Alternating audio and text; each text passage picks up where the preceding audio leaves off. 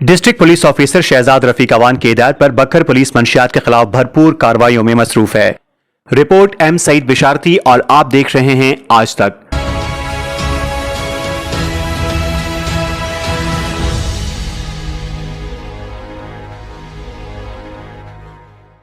Incharge سی آئی اے inspector ملک عمران یعقوب کی قیادت میں پولیس نے بڑی کارروائی کرتے ہوئے بدنام زمانہ منشیات فروش اصغر عرف گلو ولد فتح محمد سکنا دریا خان کو گرفتار کر لیا۔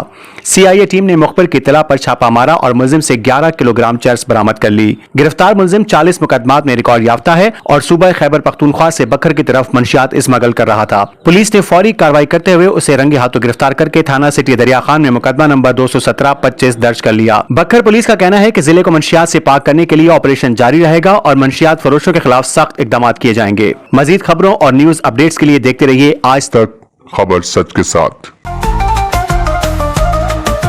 آج تک نیوز خبر سچ کے ساتھ۔